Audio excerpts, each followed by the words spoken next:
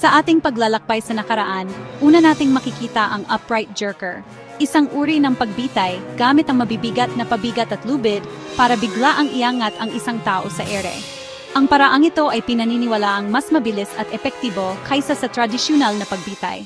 Ang layunin ay mabilis na baliin ang lig ng akusado, ngunit hindi ito laging nangyayari ayon sa plano.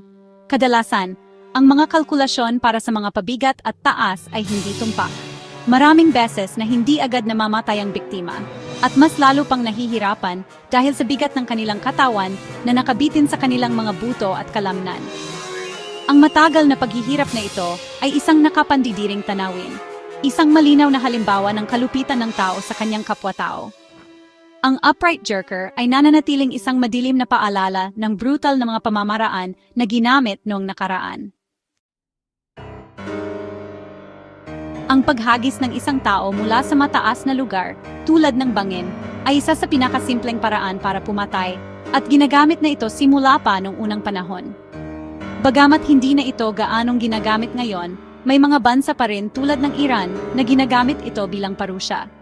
Isipin ang takot na nararamdaman ng isang tao habang nakatitig sa kanilang kamatayan hampapalapit sila sa lupa. Ito ay isang malinaw na paglabag sa karapatan ng isang tao na mabuhay.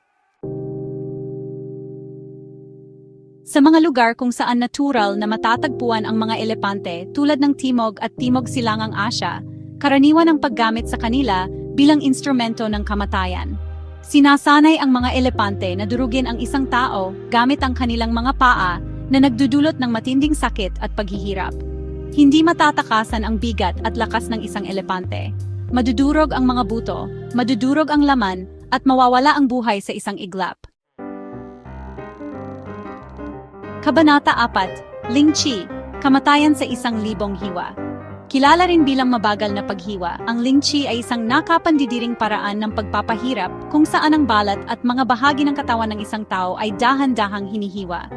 Ang pagpapahirap na ito ay maaring tumagal ng ilang oras o araw at karaniwang nagtatapos sa pagsaksak sa puso o pagpugot ng ulo. Ipinagbawal na ito mula noong 1905, ngunit